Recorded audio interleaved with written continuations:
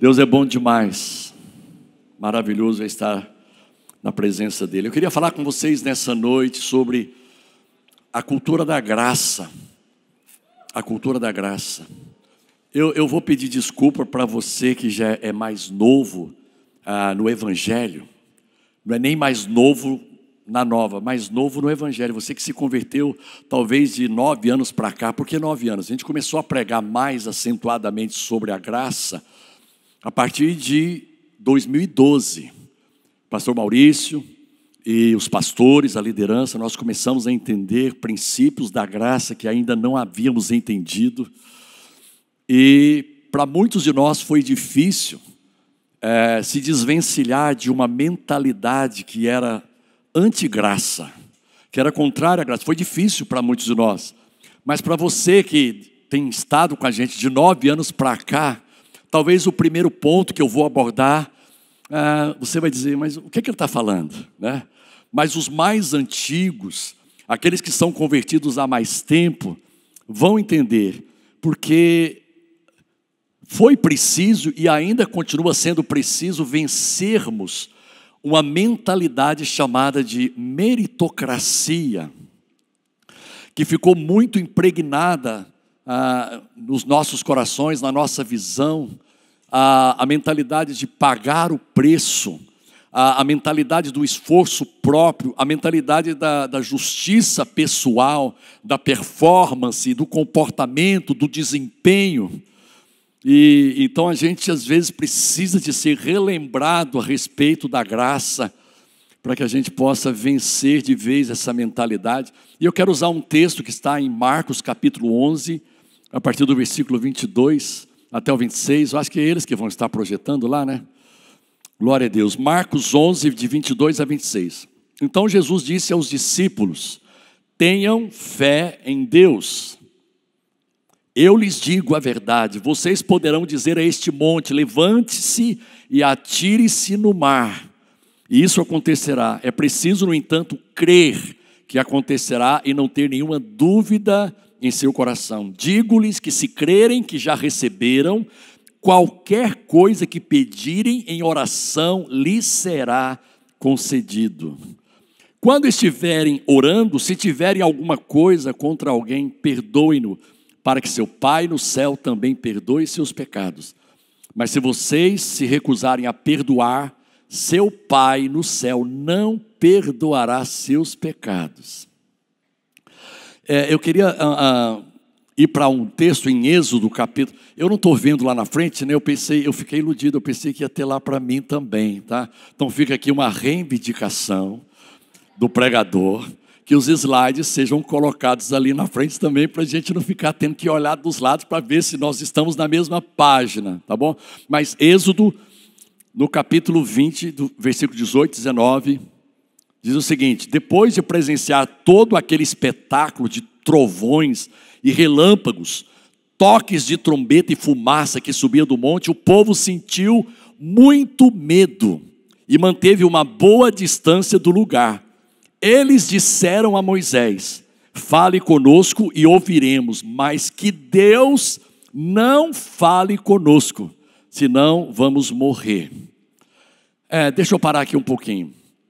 Esse monte a que Jesus se referiu, quando você vai ler Marcos capítulo 11, você vai ver 2 movimentos muito interessantes de Jesus. O primeiro deles foi que ele fez um limpa lá no templo. Ele derrubou a mesa dos cambistas, daqueles que vendiam e compravam ali no templo. E ele disse: olha, vocês fizeram da casa de meu pai uma casa de comércio, uma casa de ladrões. A casa do meu pai será uma casa de comunhão, uma casa de oração. Então ele fez esse movimento em Marcos capítulo 11. E depois ele fez um movimento bem estranho, que provavelmente, se esse movimento ambientalista tivesse presente ali, Jesus teria sido preso, porque ele amaldiçoou uma figueira, gente. Ele disse para uma figueira cheia de folhas, uma figueira que tinha aparência, que tinha muito fruto, mas quando ele se aproximou daquela figueira, e essa figueira representa o sistema religioso, essa figueira ela representa o sistema da lei, legalista, as tradições, as normas e as regras e doutrinas de homens, tradições de homens, na busca de Deus e no entendimento do propósito e do plano de Deus, do propósito e do plano de Deus. Quando Jesus aproximou daquela figueira e viu que ela não tinha fruto nenhum, ele disse: ninguém mais coma nenhum fruto de ti. E foi embora.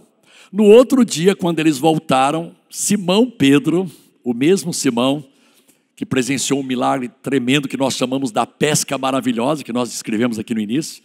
Esse Simão, ele olhou para Jesus e disse assim: Senhor, a figueira que tu amaldiçoastes, ela secou desde as raízes.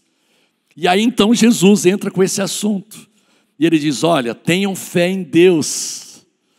Porque qualquer um de vocês que disser a esse monte na Bíblia, existem tantos montes, o Monte das Oliveiras, o Monte Horebe, o Monte Sinai, o Monte Sião, o que mais de monte que tem?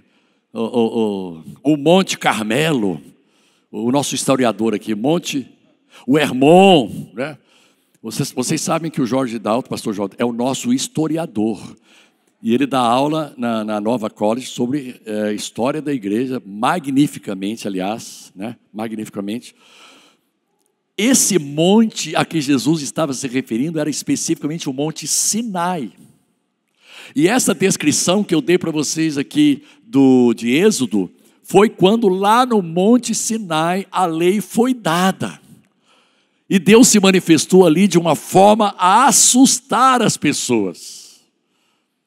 O Monte Sião, diferentemente do Monte Sinai, é o Monte da Graça, é o monte onde Deus habita. Vocês vão perceber isso, tá? A gente vai avançar um pouquinho na palavra e vocês vão perceber. Hebreus capítulo 12, o slide 3 agora, Hebreus capítulo 12. Meu irmão, está tão pequeno, me dá uma lupa. O Espírito de Deus tem poder, abra os meus olhos. Aleluia, glória a Deus. Cara, uma tela enorme, tá? Uma tela enorme ali com uma letrinha. Eu vou tentar.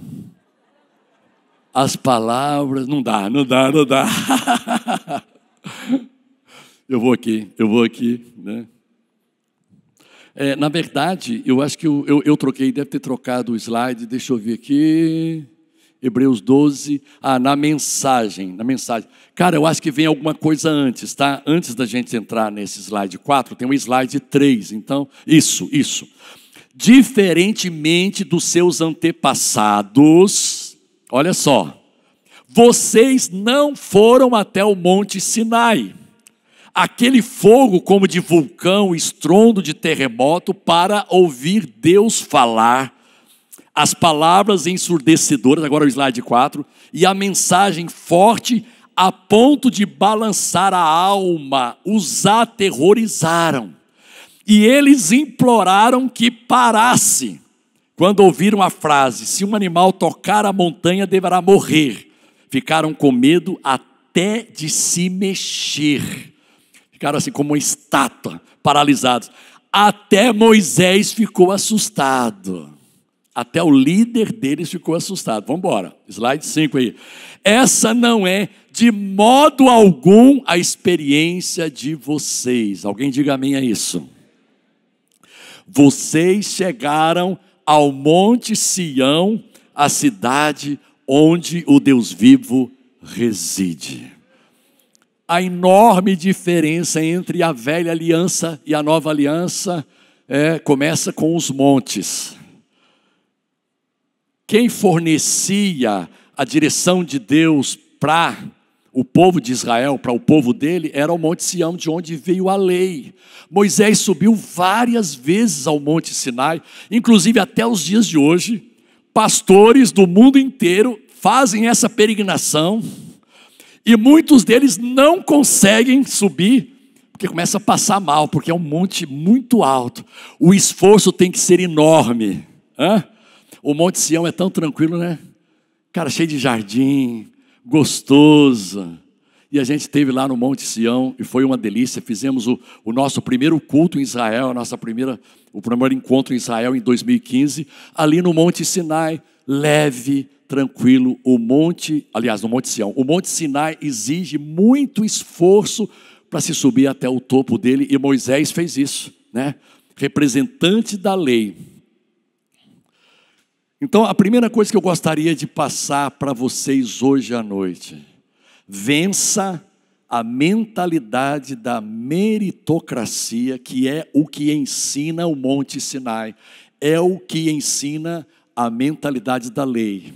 Meritocracia. O que é meritocracia? Se você obedecer. Agora, gente, deixa eu dizer uma coisa. Não foi Deus que fez essa escolha.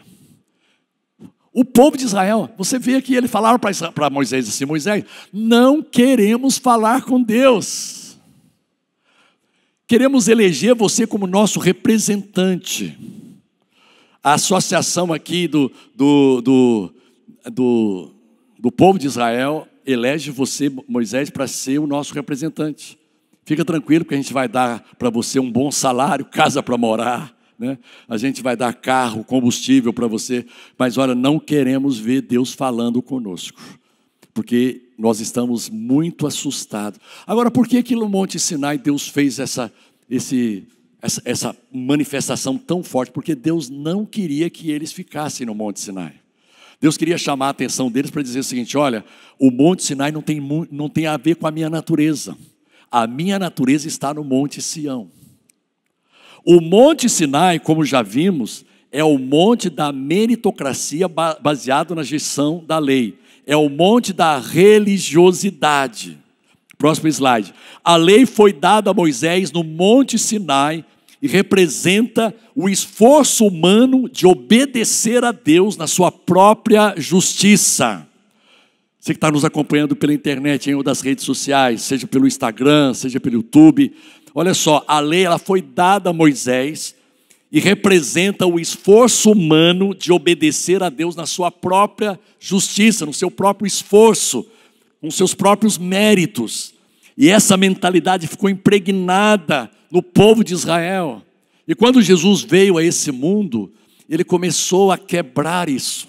Ele veio para cumprir a lei, e só cumpriria a lei quem não desabonasse a lei, quem não transgredisse a lei. E Jesus foi o único ser humano que conseguiu cumprir todos os mandamentos da lei, que não são apenas 10, são 613, para serem cumpridos todos os dias. Meu Deus, é muita coisa, é muito pesado. E Jesus conseguiu. Ele não conseguiu no esforço próprio, ele tinha graça, porque ele era a própria graça, o Espírito Santo estava dentro dele.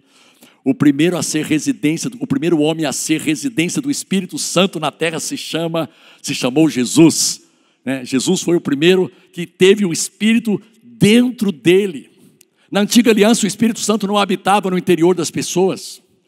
Na antiga aliança, o Espírito vinha sobre principalmente os profetas, e eles profetizavam em nome do Senhor e traziam direção para o povo.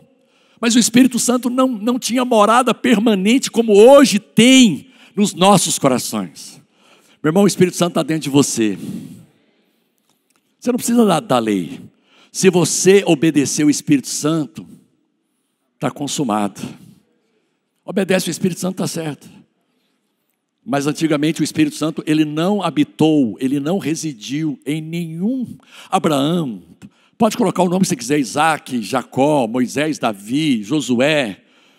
Vamos para as mulheres aí: Sara, Rebeca, Raquel.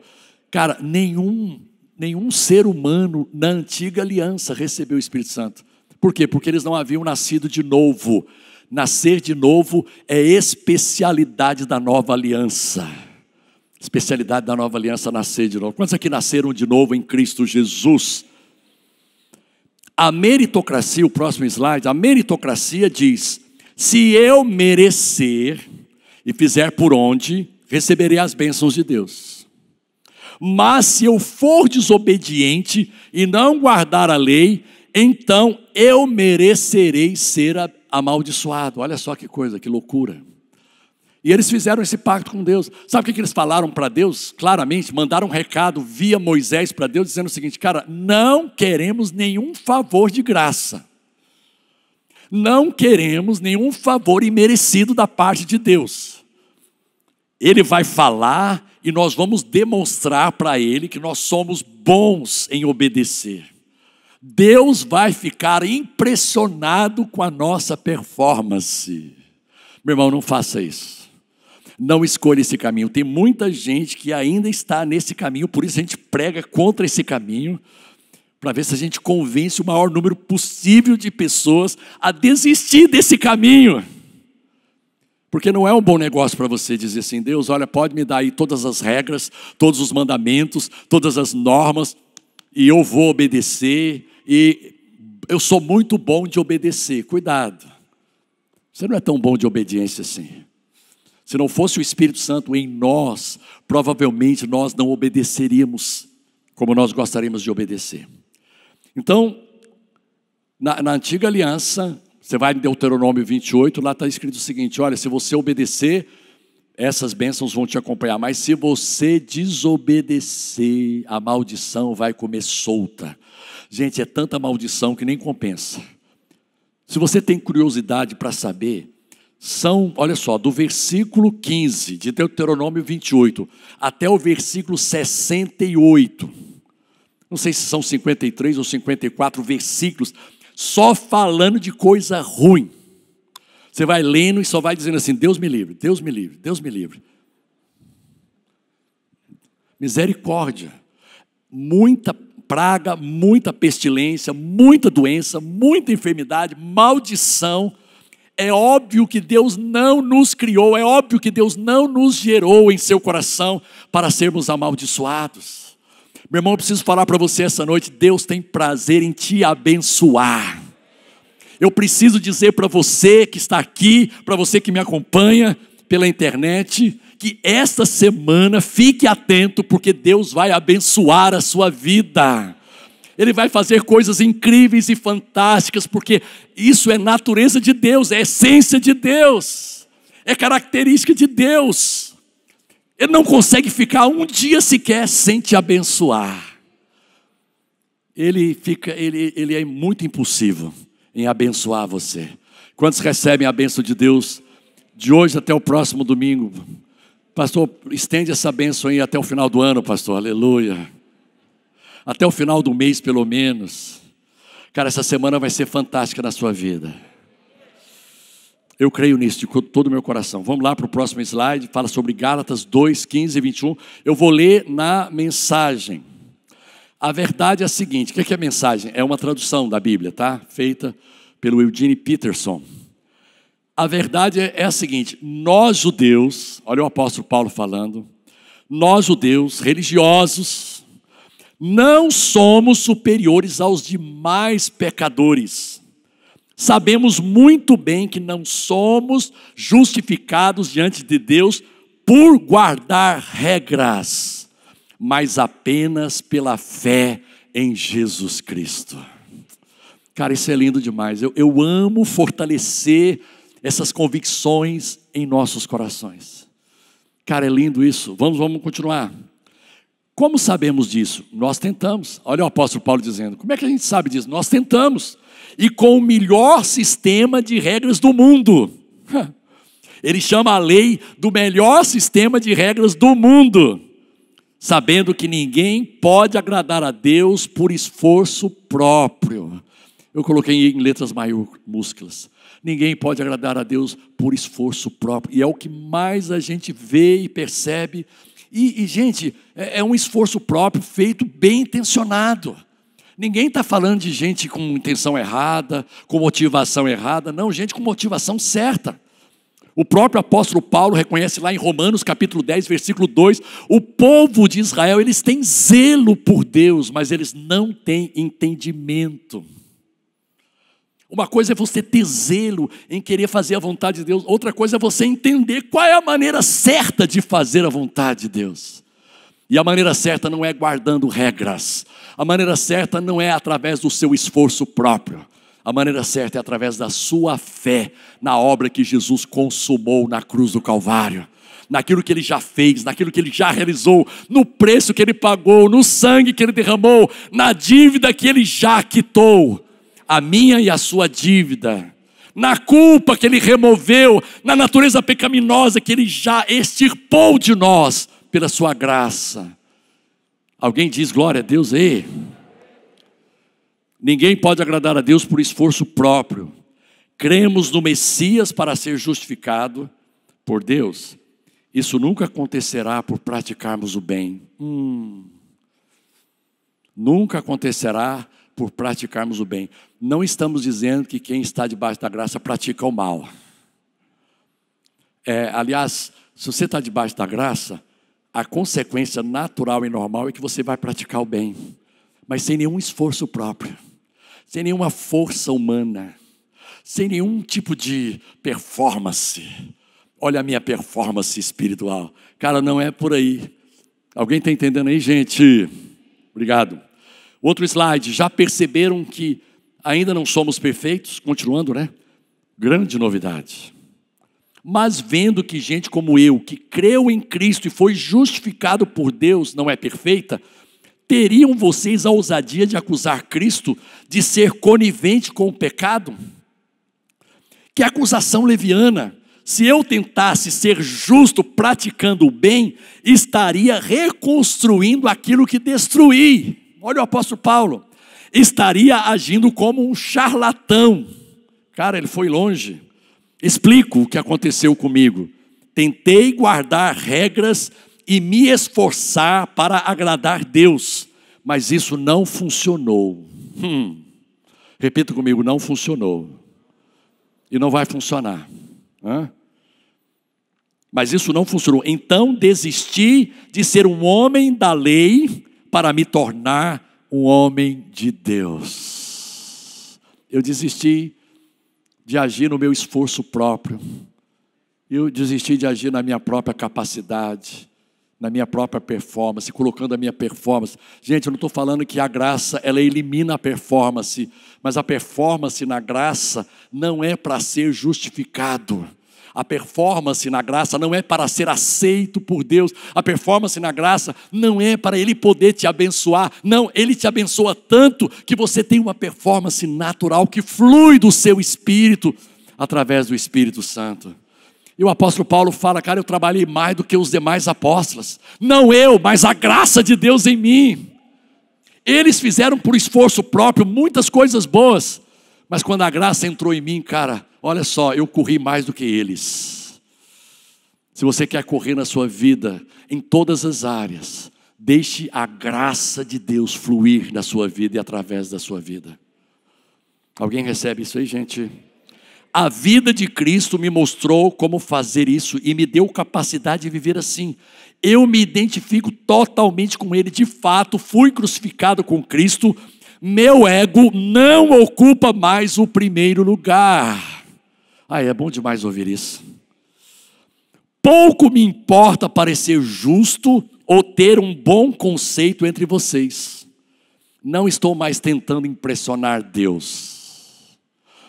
O que os fariseus e os saduceus e os escribas faziam, e isso veio muito forte na época de Jesus, quando Jesus veio exercer ministério, quando Ele veio para morrer por nós, cara, eles viviam querendo impressionar a Deus e impressionar as pessoas. O problema, um dos grandes problemas, uma das grandes características do regime da lei, dessa mentalidade de meritocracia, é que ela gera, às vezes inconsciente, às vezes até conscientemente, uma competição e uma comparação. Certa feita, a Bíblia diz, Jesus falou, contando uma parábola, que 2 homens foram até o templo orar. Um era um fariseu e o outro era um publicano. O fariseu, gozado, ele não orava para Deus, ele olhava para o publicano e falava assim, Deus, muito obrigado porque eu não sou como esse miserável. Eu sou muito melhor do que ele. Cara, a graça nunca vai te autorizar a olhar para quem quer que seja e dizer, eu sou muito melhor do que ele. Porque você vai dizer assim, cara, eu sou exatamente como você, a única diferença é que eu entendi o segredo da graça, eu entendi a cultura da graça, eu entendi que não é nada pelo meu próprio esforço, eu entendi que não é nada na minha inteligência, na minha capacidade, eu entendi que não é pelo que eu faço, mas é pelo que Ele já fez e consumou a meu favor na cruz do Calvário. Cara, nós não temos diferença nenhuma, a não ser na aplicação da nossa fé para nos apropriarmos da graça. Talvez alguns de nós estamos usando mais a fé para tomar posse daquilo que a graça já disponibilizou para nós. Meu irmão, tudo que você precisa, a graça já te deu. Tudo que você precisa, a graça já disponibilizou. Agora, se você não fizer uso da fé para trazer à existência o que a graça já te deu. Graça é tudo que Deus nos dá. Fé é tudo que recebemos, né? Você recebe pela fé. Eu recebo pela fé. Graça Deus te dá. Deus já te deu. O que você precisa para essa semana? Primeira coisa, pastor, eu preciso de muita paciência para continuar aguentando meu marido. A graça já te deu. Eu preciso de graça, Janete e Márcio. Eu preciso de graça para cuidar dos filhos. A graça já te deu. Tudo que você precisa para vencer na tua vida financeira, na tua vida profissional, na tua carreira, na tua vida emocional, nos teus relacionamentos, nos vários níveis de relacionamento que você é submetido, você já tem em Cristo Jesus. Cada um de nós já tem o que precisa. A tua vitória já está dentro de você.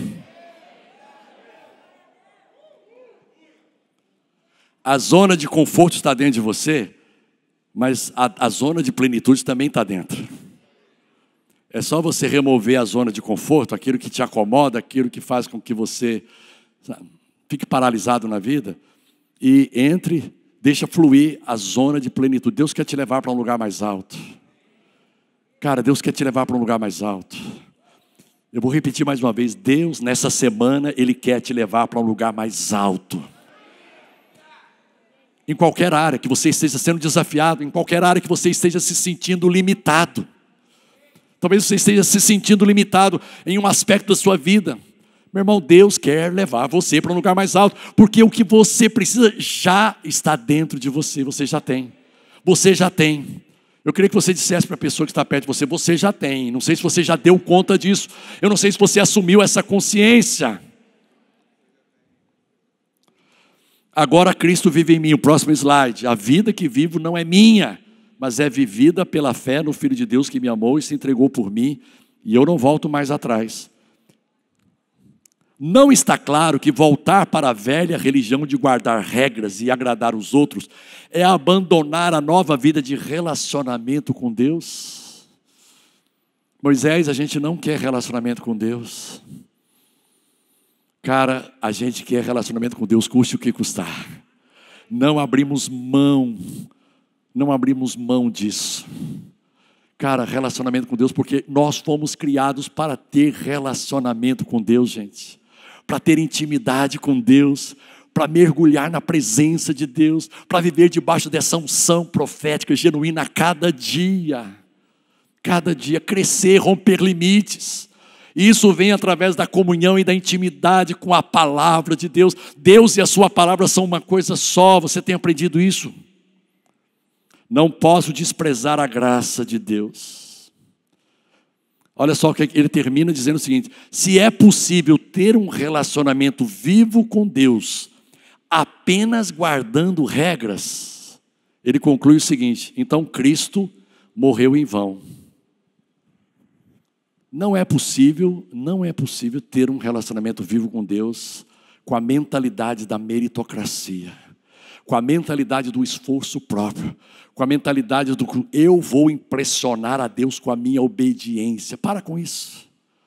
Para de querer impressionar a Deus com a sua obediência, ou de querer impressionar aos outros, como aquele fariseu: olha, Senhor, eu não sou como esse miserável porque eu jejuo 2 vezes por semana.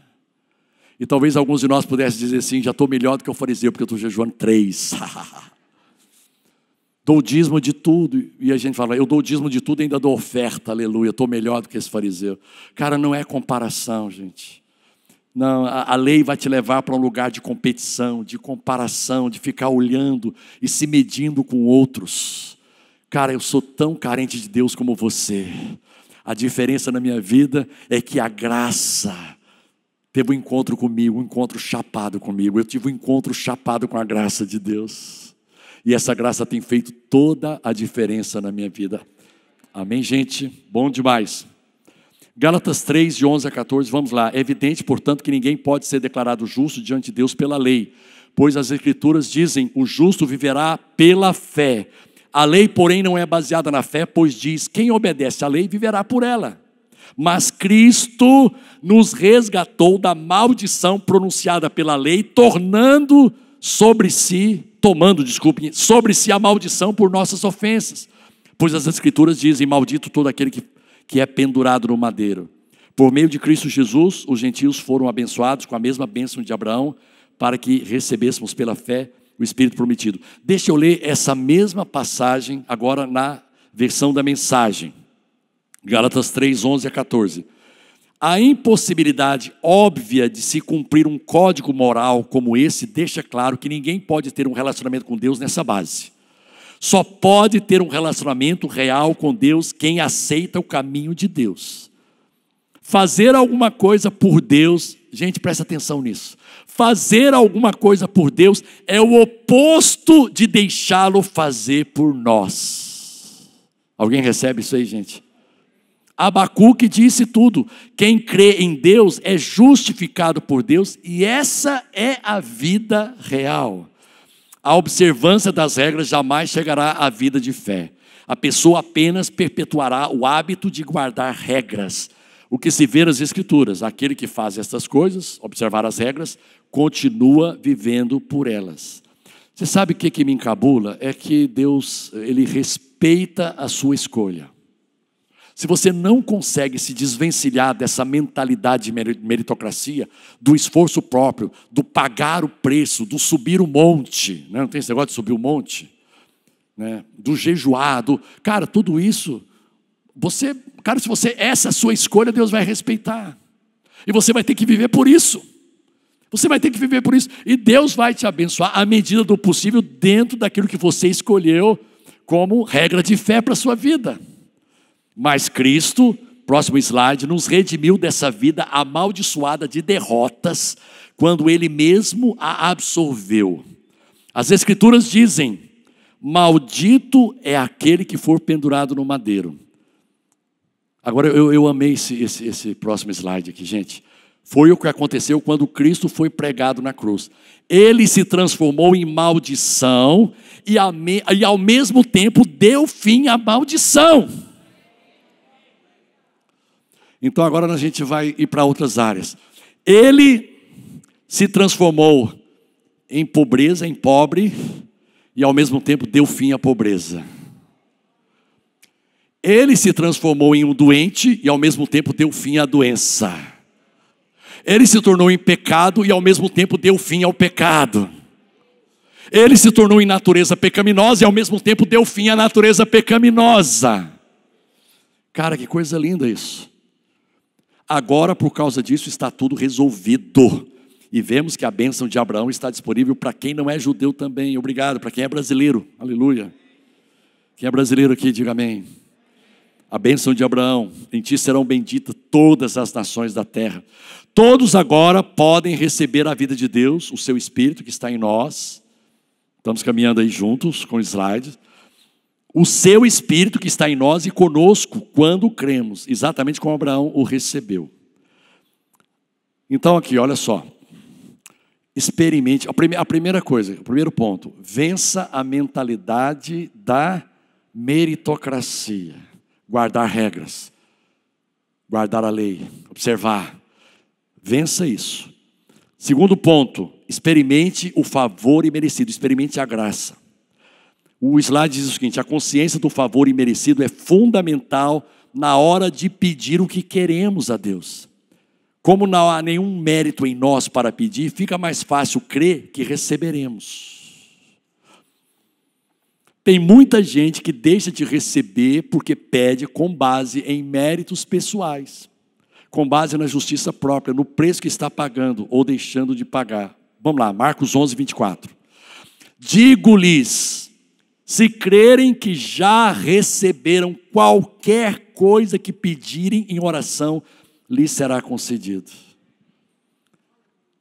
Jesus não está dizendo aqui, olha, qualquer coisa que vocês pedirem, se vocês merecerem.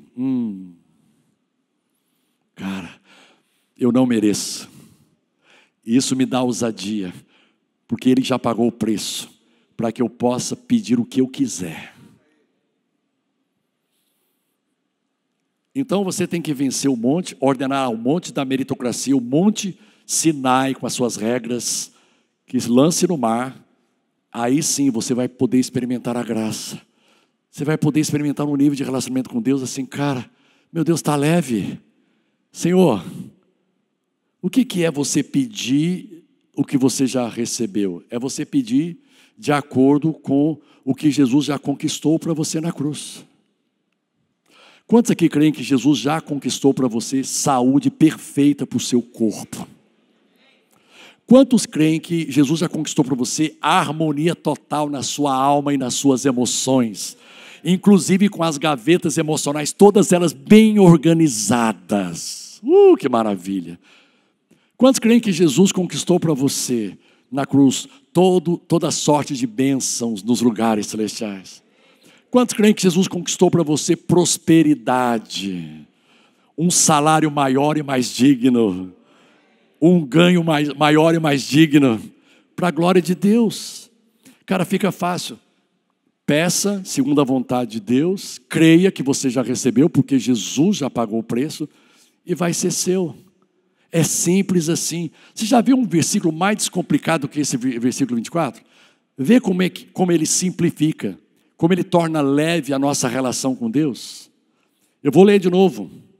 Digo-lhes que, se crerem que já receberam qualquer coisa que pedirem em oração, lhes será concedido.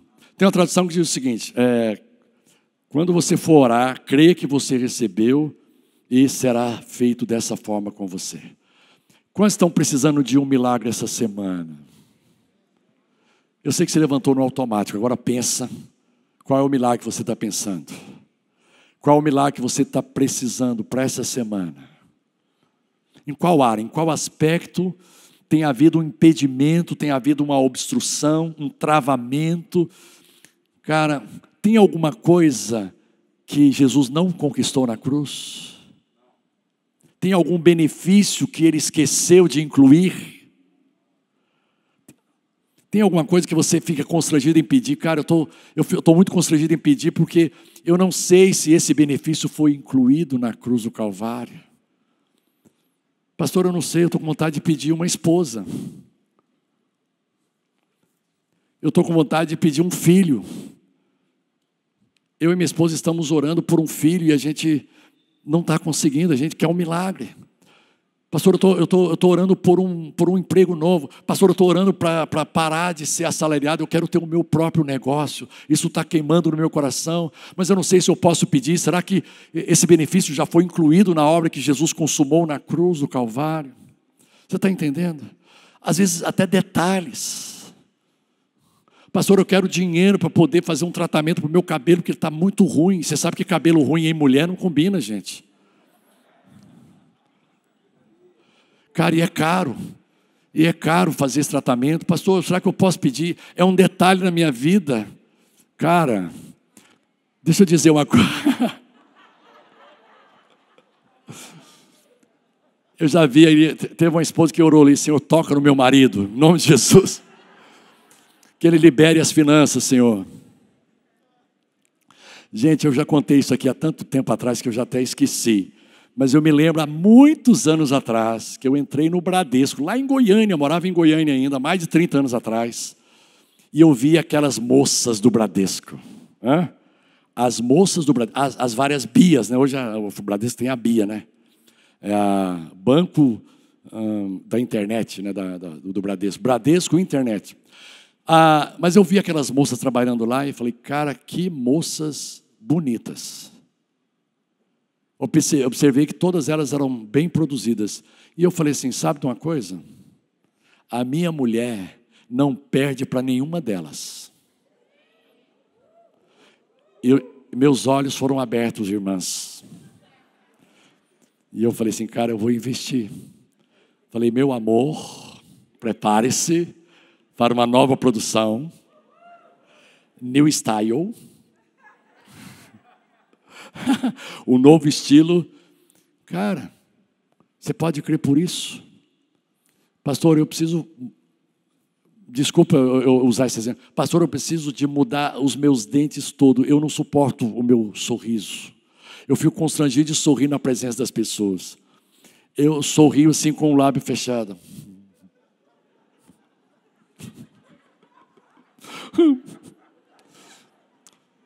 Gente, pelo amor de Deus, procure a doutora Ana Carla e resolve esse problema. Procure a doutora Ana Carla e resolve esse problema definitivamente na sua vida, de estética, de dente. Você merece dentes novos. Mas, pastor, isso foi incluído nos benefícios que Jesus conquistou para mim na cruz do Calvário? Claro. Ah, pastor, eu quero fazer MBA. Está incluído no pacote dos benefícios. Ah, eu quero uma viagem dos meus sonhos. Agora não, por causa da pandemia. Daqui a pouco. Aguenta um pouquinho mais. Depois da segunda dose, olha lá. Depois da segunda dose, de repente. Cara, é tão simples. Se crerem que já receberam, qualquer coisa que pedirem vai ser concedida. Creia que você já recebeu. Por isso que a gente ensina tanto, o pastor Maurício ensina tanto, e a gente vai atrás dele, dizendo, cara, peça uma vez e depois vai agradecendo, porque você já recebeu. Vai agradecendo, diga muito obrigado, Senhor, pelas bênçãos que já me pertencem e que serão consumadas e materializadas na minha vida essa semana, em nome de Jesus. Eu percebi que vocês estão mais animados agora, olha só. Legal, sua semana vai ser muito boa, hein? Sua semana vai ser... Olha só, João 16, 24, na mensagem diz o seguinte: peçam em meu nome, de acordo com a minha vontade, e Ele certamente a concederá. A alegria de vocês será como um rio transbordante. Qual a resposta de oração que você precisa para você ter uma alegria transbordante no coração? Eu sei que o pastor Jorge, o pastor Jorge Daltro, a alegria para ele é entradas financeiras aqui na igreja. Ele é o administrador. Tá? Ele quer amanhã ter o dinheiro para pagar todas as contas da semana. É a alegria, é o que ele está pedindo. Né? E, cara, eu estou junto com você nessa. Tá? Nós estamos juntos nisso. Tá? Glória a Deus, um rio transbordante. E, finalmente, o último ponto é transborde o favor imerecido. Quando você tem tão pouco, porque você depende muito do seu mérito pessoal, quando você recebe, você não consegue nem compartilhar com os outros, porque não tem generosidade. Gente, o Monte Sião, o Monte da Graça, ele trabalha com generosidade. Quantos querem conhecer um Deus generoso? Cara, você não tem noção do quanto Deus é generoso. Eu vou desafiar você, estou me desafiando junto com você a crer pela generosidade de Deus se manifestando nas nossas vidas nessa semana de 16 a 23 de maio de 2021. Na cidade do Rio de Janeiro ou aonde quer que você esteja me ouvindo e me assistindo no planeta Terra. A bondade de Deus vai te encontrar, ela vai correr atrás de você. A generosidade será incrivelmente manifestada na sua vida. Cara, a Bíblia me dá margem para crer assim. Ora, aquele que é poderoso para fazer infinitamente mais. O Deus que você serve, esse Pai maravilhoso e bondoso, Ele é generoso.